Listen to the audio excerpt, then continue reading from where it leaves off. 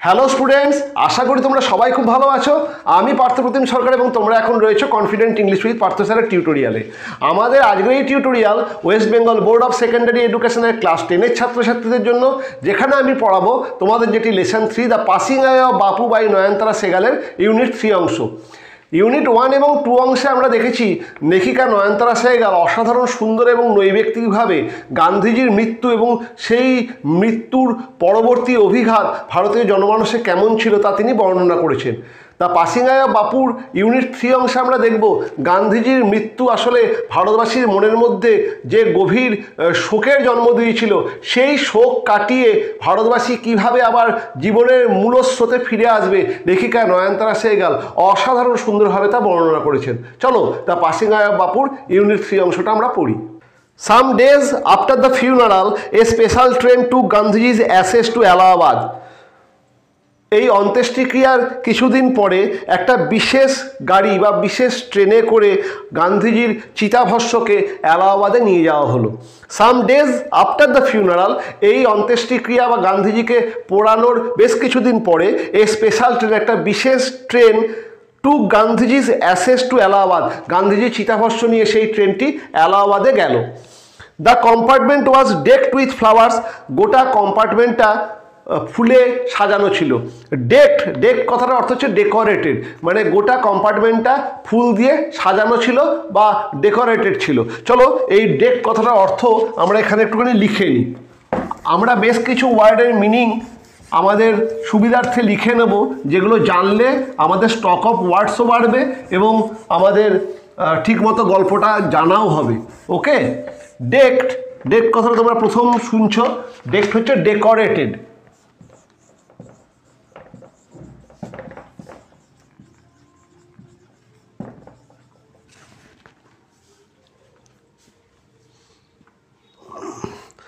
People on the train sang bhajans, আর ট্রেনেতে যে সমস্ত লোকেরা ছিল তারা ভজন হচ্ছে এক ধরনের প্রেয়ার সং, ভক্তিগীতি, রিলিজিয়াস সঙ্গ বলতে পারো। তা সেই ভজন গাইতে গাইতে, মানে ওই ট্রেনেতে যাদেরকে নেওয়া হয়েছিল বা যেসব প্যাসেঞ্জাররা গেছিলো তারা ওই গান্ধীজির ওই চিতাভস্ম নিয়ে যাওয়ার জন্যই ওই ট্রেনটি স্পেশালি ছাড়া হয়েছিল এবং তাতে যে সমস্ত লোকেরা ছিল তারা ভজন গাইতে গাইতে ওই ট্রেনে করে এলাহাবাদে গেছিল। তা ভজনটা কি?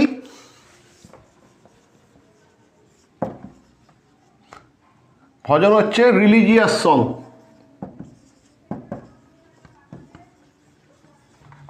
ওকে, ধর্মীয় গান বা prayer song. People did not weep anymore for they could feel Gandhiji's presence amidst the flowers and the songs.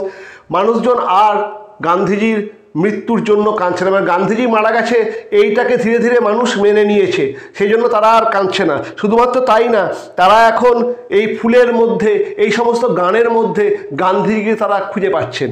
People did not weep anymore for they could feel Gandhiji's presence amid the flowers and the songs. লোকেরা আর কাঁদছে না, কারণ তারা এখন গানের মধ্যে, এইসব ফুলগুলোর মধ্যে গান্ধীজির উপস্থিতি তারা যেন খুঁজে পাচ্ছেন। At every station, sorrowful crowds fill the platform. এই ট্রেনটা যখন যে সমস্ত স্টেশনে দাঁড়াচ্ছে, এই প্রত্যেকটি স্টেশনেই আমরা দেখছি শোকার্ত লোকেরা প্ল্যাটফর্মে ভিড় করেছে। মানে সবাই খবর পেয়েছে যে এই একটা বিশেষ ট্রেনে করে গান্ধীজি চিতাভস্ম এলাহাবাদ নিয়ে যাওয়া হচ্ছে এবং সেই এলাহাবাদের গঙ্গায় সেই চিতাভস্মকে নিমজ্জন করা হবে বা ভাসিয়ে দেওয়া হবে। তারা গান্ধীজির চিতাভস্ম দেখার জন্য তারা সব স্টেশনে এসে অপেক্ষা করছে এবং যেখানে যে স্টেশনেতে এই ট্রেনটা থামছে আমরা দেখছি হাজার হাজার শোকার্ত লোক সেই স্টেশনে এসে ভিড় করেছে। Amid song and prayer the train reach Allahabad. যাই হোক, এবং এই সমস্ত ভজন গান এবং প্রেয়ার বা প্রার্থনার মাধ্যমে আমরা দেখলাম এই প্রার্থনার মধ্যে দিয়ে এই ট্রেনটা এলাহাবাদে এসে পৌঁছলো। The ashes were immersed in the Ganges where a huge crowd had gathered at the bank. আর এই গান্ধীজির এই চিতাভস্ম এলাহাবাদের গঙ্গাতে ডুবিয়ে দেওয়া হলো বা ভাসিয়ে দেওয়া হলো, যেখানে আমরা দেখছি প্রচুর লোক জড়ো হয়েছিল। ইমার্স কথাটার অর্থ হচ্ছে স্যাঙ্ক, মানে বিসর্জন দেওয়া।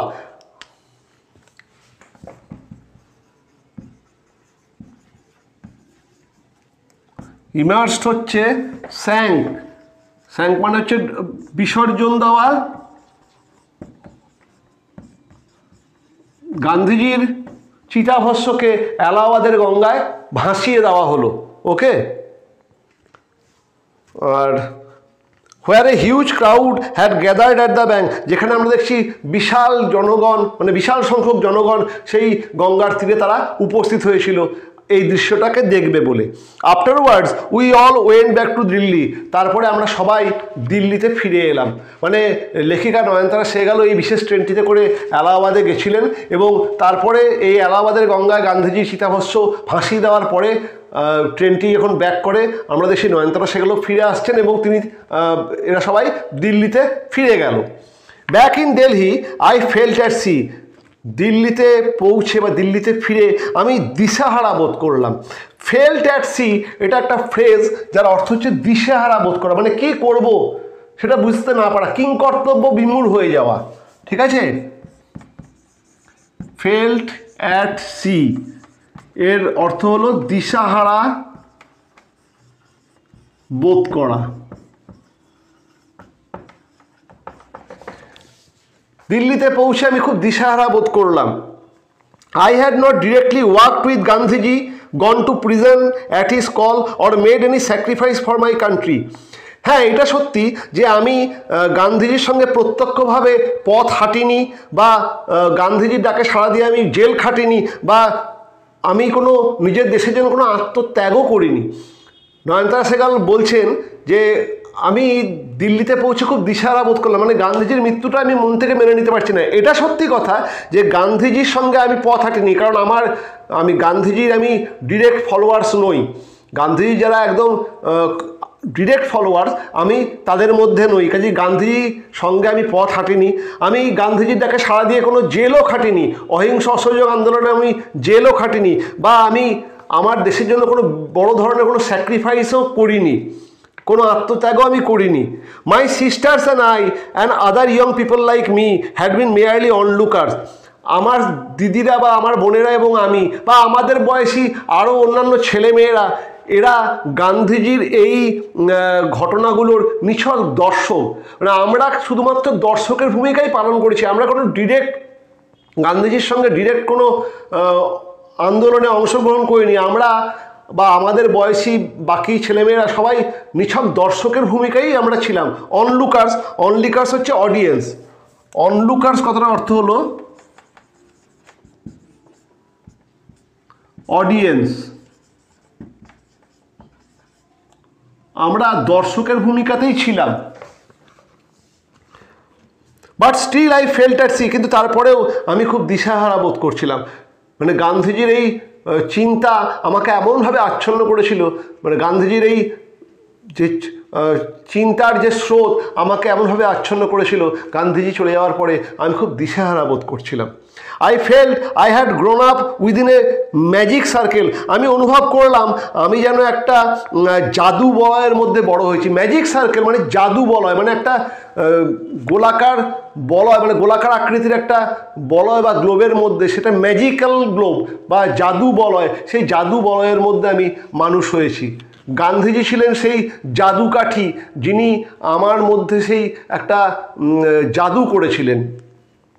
With Bapu's passing away I felt the magic circle had vanished leaving me unprotected.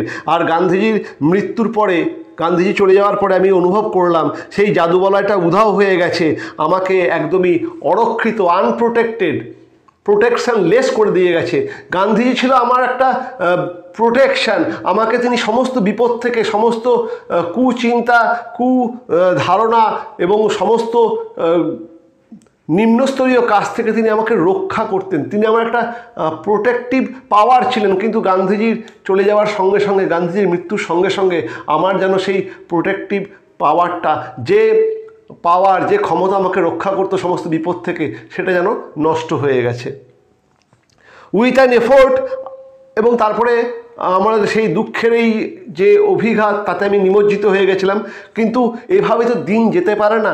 এরপরে লেখিকা নয়নতারা সেহগালের মধ্যে, এবং শুধুমাত্র নয়নতারা সেহগাল না, আরও অন্যান্য ভারতবাসীদের মধ্যে কিভাবে সেই দুঃখকে জয় করার, কিভাবে তারা সেই দুঃখকে জয় করবে, সেটা এখানে লেখিকা খুব সুন্দরভাবে বর্ণনা করেছেন।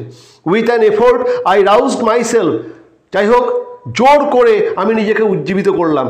উইথ অ্যান এফোর্ট মানে হচ্ছে জোর করে আমি নিজেকে উজ্জীবিত করলাম যে এরকমভাবে দিন চলতে পারে না। গান্ধীজি চলে গেছেন এবং সঙ্গে সঙ্গে আমরা সবাই ভেঙে পড়েছি, কিন্তু এভাবে তো দিন চলতে পারে না। গান্ধীজি তো এর জন্য জন্মাননি বা এর জন্য তিনি তার জীবন দেননি যে আমরা এরকমভাবে নিজেরা ম্রিয়মান হয়ে যাব, আমরা সংগ্রাম করা ভুলে যাব, আমরা ভারতের পথ থেকে সরে আসব। এর জন্য তো গান্ধীজি তার জীবন দেননি। With an effort I রাউজড myself, আমি নিজেকে উজ্জীবিত করলাম। আই আস্কড মাইসেলফ, আমি নিজেকে জিজ্ঞেস করলাম, had Bapu lived and died for nothing, গান্ধীজির জীবন ও মৃত্যু কি তাহলে সম্পূর্ণ অর্থহীন? এই জন্য মানে আমরা এরকম দুঃখে নিমজ্জিত হয়ে যাব, আমরা আমাদের সমস্ত কর্তব্য ভুলে যাব? তাহলে এই জন্য কি গান্ধীজির জীবন আর মৃত্যু মানে এই জন্য কি একটা মানুষ তার জীবন দান করতে পারে? এইটাই কি তার একমাত্র কারণ?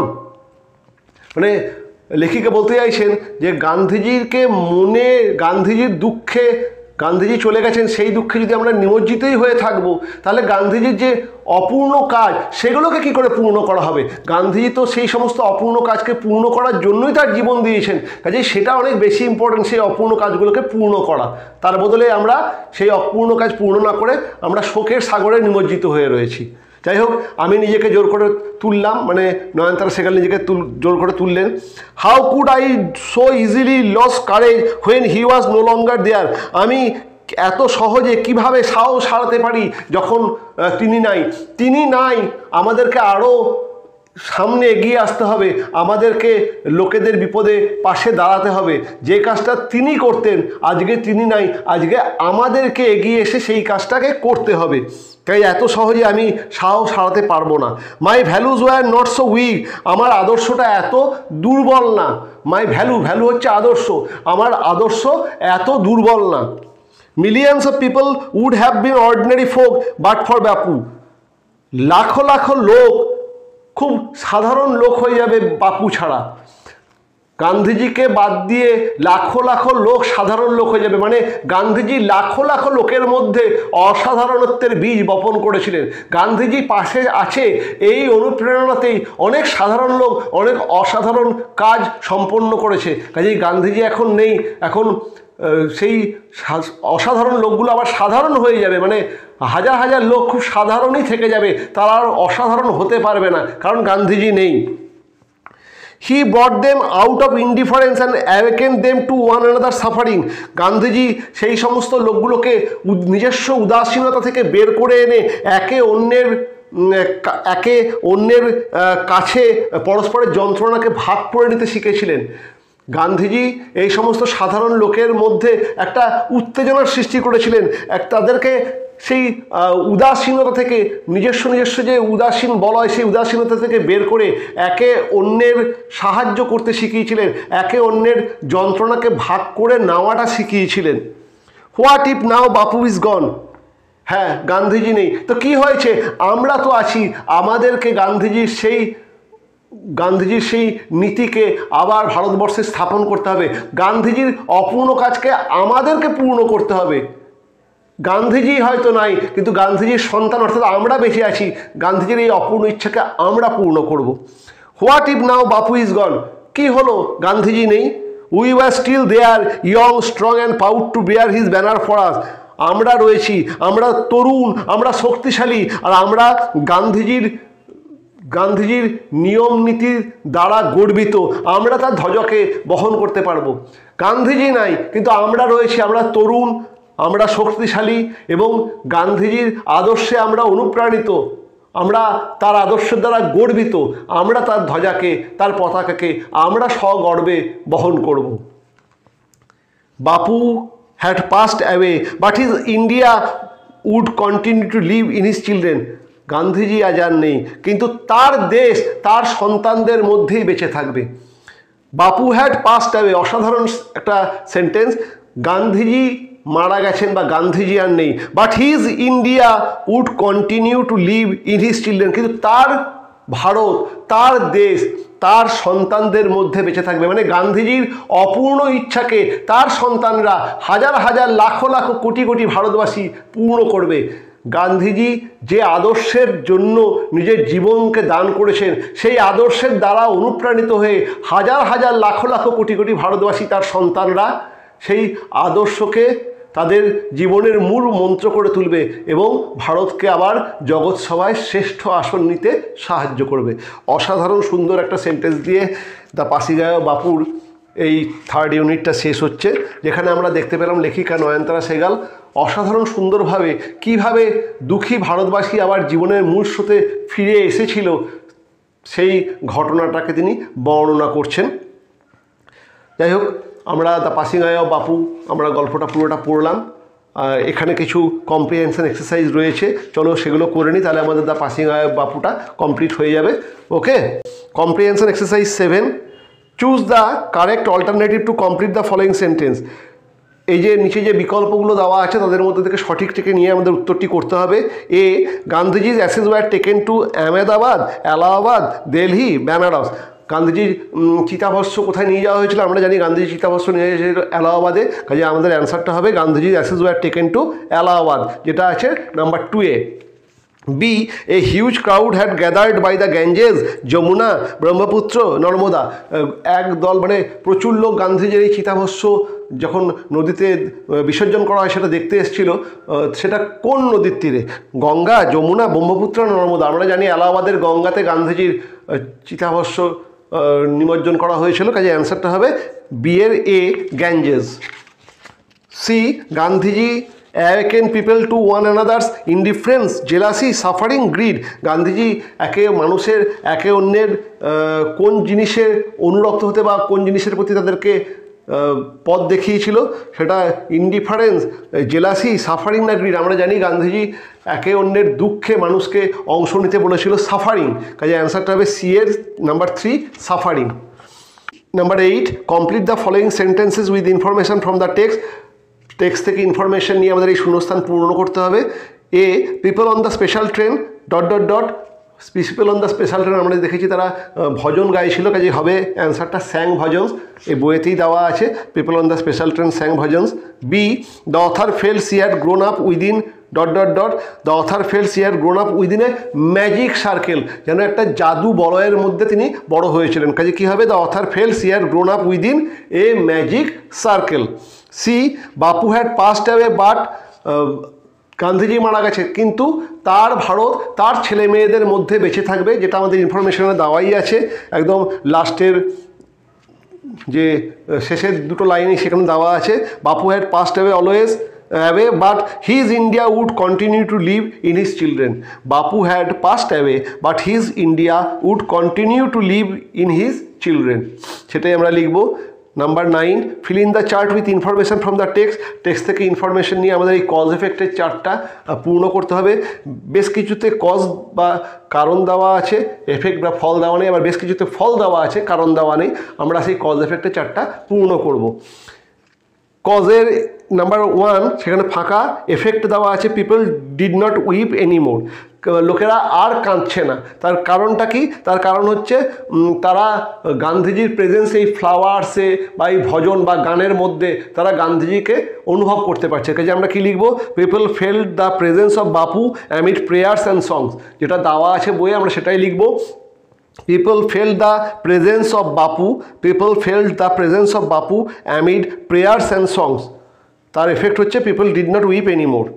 B, কজেতে দেওয়া আছে দ্য ম্যাজিক সার্কেল ভ্যানিশড, কারণ মানে এখানে কী দেওয়া আছে? ম্যাজিক সার্কেলটা ভ্যানিশড হয়ে গেছে, তার ফল কী হলো? The author felt helpless and lost. Magic circle এই জাদু বলয়টা যেন উবে গেছে, তার ফলে আমরা দেখছি যে নয়নতারা সেহগাল ভাবছেন যে নিজেকে এখন হেল্পলেস এবং লস্ট, সেটাই আমরা লিখব the author felt helpless and lost. সিতে কজের ঘর ফাঁকা আছে, এফেক্ট হচ্ছে the author felt that she would not lose courage so easily. Author অনুভব করলেন তিনি সহজে এই সাহসটা হারাবেন না, তার কারণ কি? The author's values were not weak, অথারের ভ্যালু এগুলো দুর্বল ছিল না, সেটাই আমরা লিখবো the author's values were not weak. The author's values were not weak, effect হচ্ছে the author felt that she would not lose courage so easily. Okay, এরপরে কিছু গ্রামার আছে এখানে, দেখো এই একদম চলে এসো নাম্বার 10। নাম্বার 10-এ মানে যে গ্রামারগুলো করতে হবে তারই কীভাবে করতে হবে সেগুলো, সেই ইনস্ট্রাকশনগুলো আগে দেওয়া আছে। আমরা একদম ট্রেনে চলে আসি। Join the following pair of sentence into single sentence as directed. নিচে দুটো করে সেন্টেন্স দেওয়া আছে, এগুলোকে আমরা জয়েন করব, সংযোগ করব, নিয়ে একটা সেন্টেন্সে করব, ঠিক আছে। I saw a snake stop, I ran away, use participle. পার্টিসিপালকে ব্যবহার করে I saw a snake stop, I ran away, এটাকে এই দুটো সেন্টেন্সকে একটা সেন্টেন্সে করতে হবে। তা পার্টিসিপালকে ব্যবহার করে যদি আমরা এটা I saw a snake, I ran away তাহলে করি, এটা কি হবে? Seeing a snake, comma I ran away. Seeing a snake, comma I ran away. গ্রামারগুলো আমি বলছি, তোমরা এটা খাতায় করে নাও। I saw a snake, comma I ran away, participle use করে যদি জয়েন করি তাহলে হবে seeing a snake, comma I ran away. B, he learns music stop, he listens to the chords, use preposition with জিরান।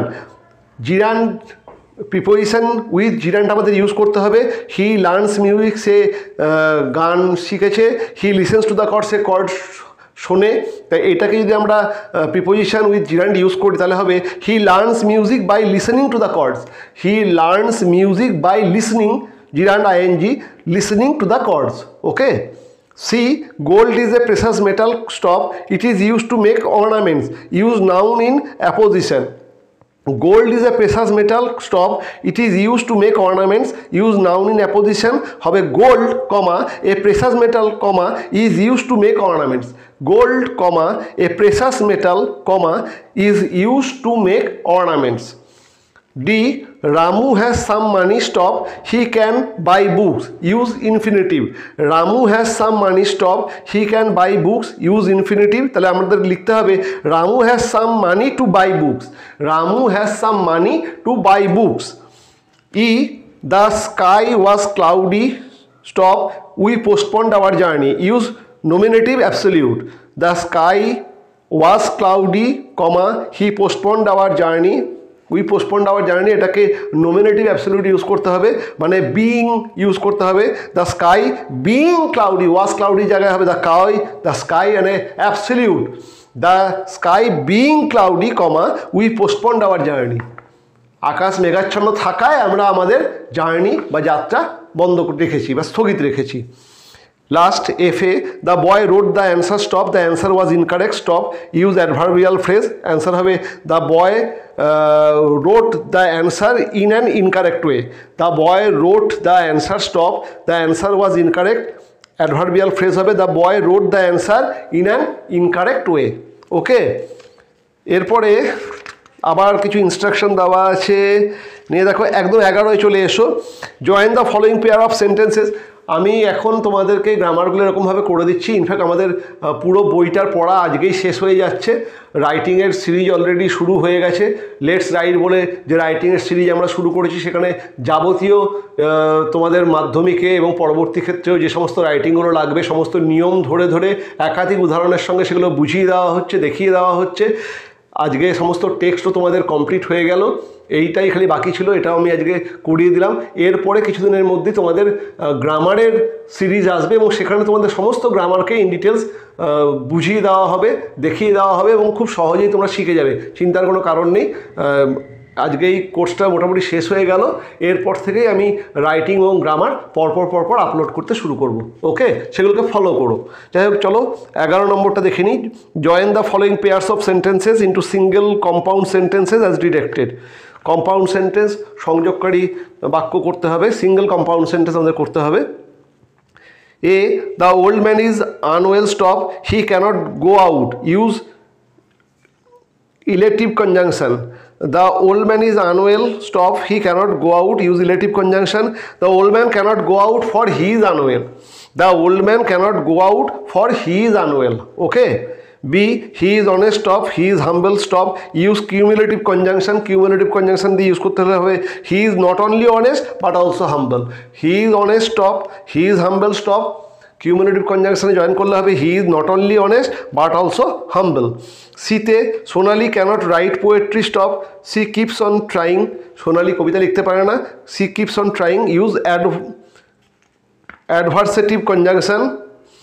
Sonali cannot write poetry, still she keeps on trying, এটা হবে উত্তরটা Sonali cannot write poetry stop she keeps on trying use adversative conjunction. Answer হবে Sonali cannot write poetry still she keeps on trying.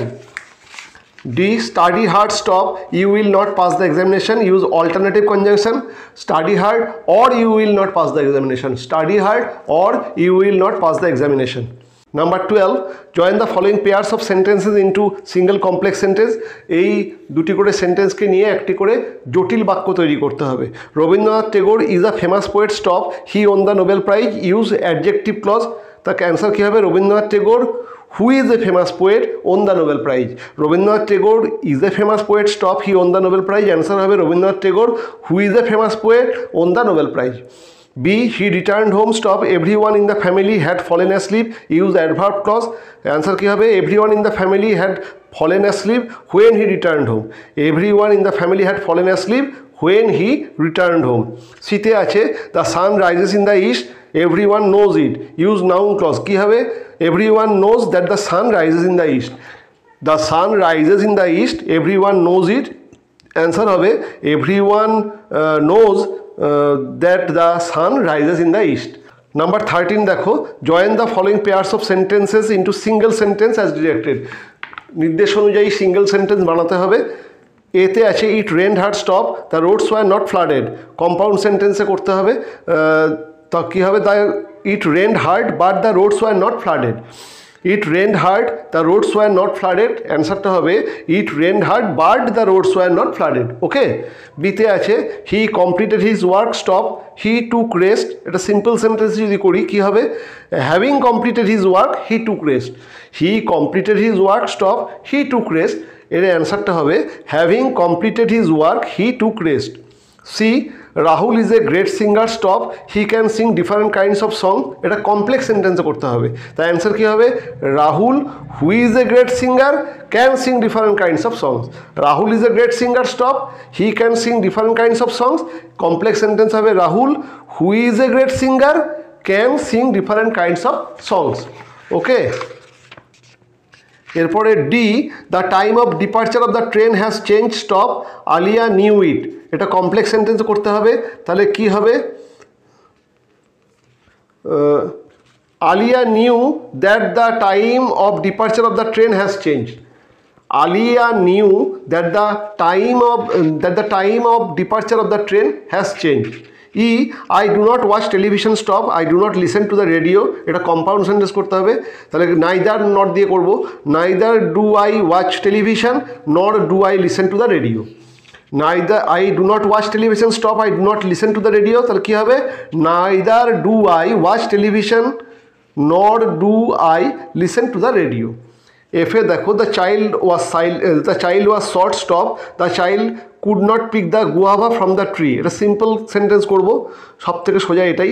Being short the child could not pick the guava from the tree. The child was short stop the child could not pick the guava from the tree. Being short the child could not pick the guava from the tree.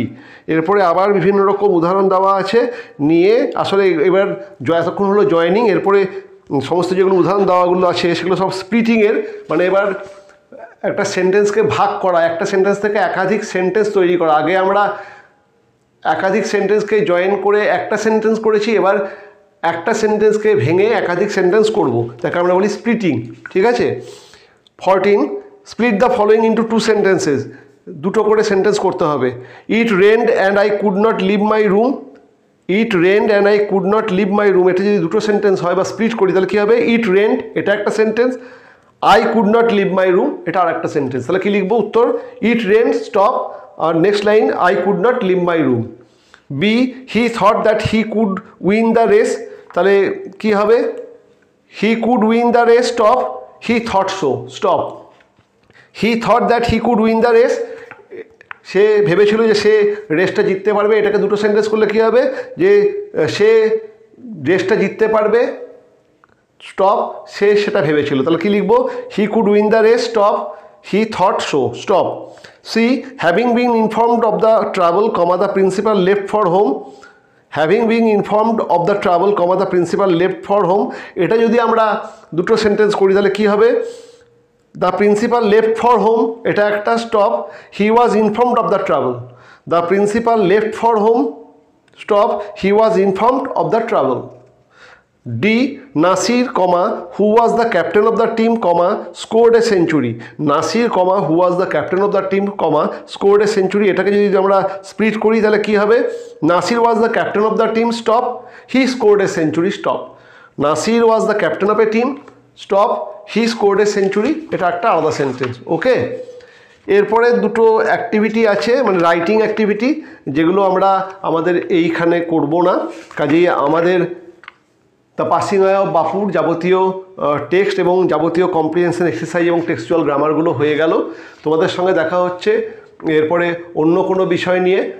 আমাদের সমস্ত text বই complete হয়ে গেল, কাজে text বইয়ের আর বিষয় নিয়ে দেখার আশা করি দরকার হবে না। তারপরে যদি কোনো রকম প্রয়োজন হয় আমাকে কমেন্টের মাধ্যমে জানিও, আমি অবশ্যই সেগুলো দেখে যা যা দরকার আমি অবশ্যই তোমাদের সাহায্য করব।